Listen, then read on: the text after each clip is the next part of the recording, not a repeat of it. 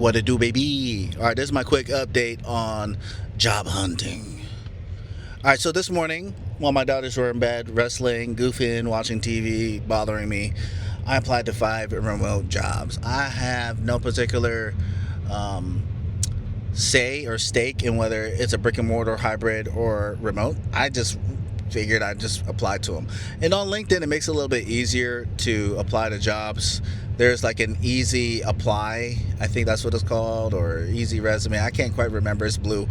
You can click on that, and then without going into the actual jobs or the company's homepage, you can apply to these jobs directly with about 5 clicks of a button. But keep in mind the resume that you have on LinkedIn, that's the one I use generically for like a lot of different positions that are in relationship to each other. And you can store, I can't remember how many, but I got 5 of them stored up in there based on what I've done and what I'm looking for. So yeah, I've been able to do that. Another update is that the job that I wanted that's within the company, the maintenance analysis, I actually got a call back. However, I get like 300 different, or not 300, I'll be generous and say I get over 100 different emails a day. Some of them are real generic. Some of them are like the time based, where like every midnight I get emails, and I work graveyard, so I see them. And at like 3 to 4 I get a lot of different emails, and ciphering through all of them, I'll miss emails here and there. That's why the people that know me know that to make it really pop, put on there like the red exclamation, put that on there and I'll read it right away. Otherwise, sometimes I pass up, especially if the momentum starts to pick up during the workday. I'll miss a lot of stuff just trying to make ends meet and trying to do what I got to do. But yeah, I got an email that said, take this test. It's a Excel test, different formulas, what this means, what that means.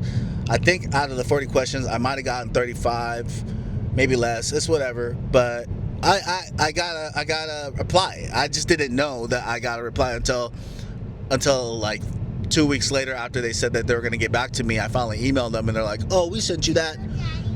Oh, tunnel. That means my girl, tunnel. Hold your breath. So I did get a call back, which was pretty cool, or rather, email back for a test. Took the test, probably passed it. Might move forward with that. That would be dope because this was the same company, same benefits. I already know it. They know me.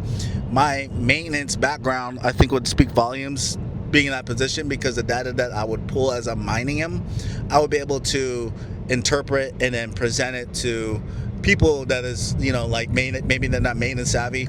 I can present in a way that it's digestible, because I've dealt with that. That's been my field of expertise, not just presenting, but data mining and converting that information into something digestible for those who may not know the nuances of that field. But yeah. Yep, there's downtown. We're in downtown. We're looking for the most fabulous ice cream spots in the area. And one of them is sleeping. Anyways, so that's a quick update on that front. I'd have to say a lot of the times when I'm applying to jobs, I'll see some of them jump into my LinkedIn, which is the conversation piece for this right now. Is LinkedIn, if you don't have that, really well detailed and easily digestible for those who are hopefully looking for you as their headhunters, or you apply to a job and then they go to your resume or to your LinkedIn to basically look at a more detailed resume of yourself. If you don't got that popping, you're probably going to lose out on a lot of different callbacks. I would highly suggest to redo your summary and where your experience is, break down and bullet points, and then you can even get into more detail. Daddy, what is it? Why is everybody going over there? There's another Saturday market that way.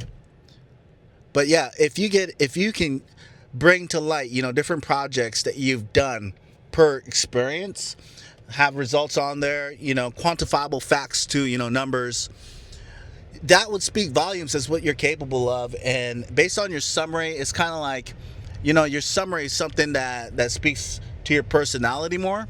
If you can get that right, Daddy, can I go in the water over there? you can go to the water, baby. But if you can get that well written, Because I don't have braids anymore? because you don't have braids, if you get that well written, you can get some callbacks just from that. I've had different companies slide into my DMs asking for clarifications on projects I've done, especially in like the marketing field. Having a guy that's willing to solve problems, get knee deep or kneecap with different companies to build relationships with, like that's something that a lot of people these days don't want to do because COVID kind of messed that up for everybody. People, doing things, human interaction isn't a thing that people are comfortable doing right now. But me over here, like that's my bread and butter. I love the human interaction. Are you gonna find the parking spot? Yes, we're looking for a parking spot. For me to go in the water? Yes. So Guess what? Now I'm never gonna have rain. yeah, I have no braids. I highly recommend that you get your LinkedIn game more on point. More on point. Not that it's not on point, but more on point.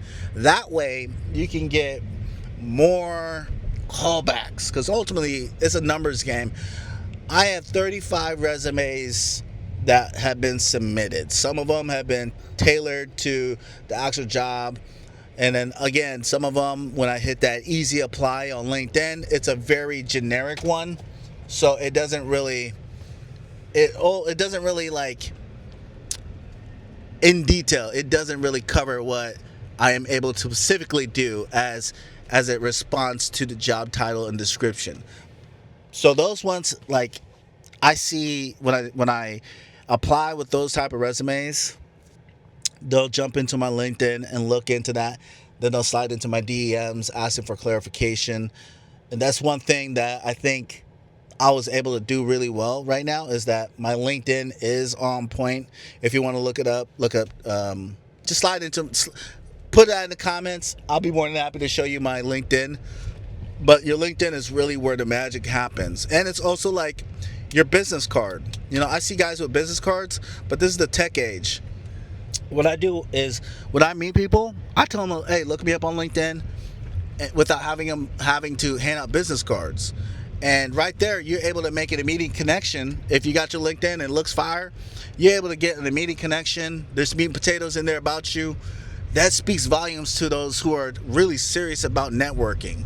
So when it comes to looking for a job, in relationship to shaking hands, kissing babies and all that, networking, you gotta have something descriptive about you in your body of work within LinkedIn. That way, as a virtual card, a virtual business card, there's some substance about you and you're more than likely to get callbacks.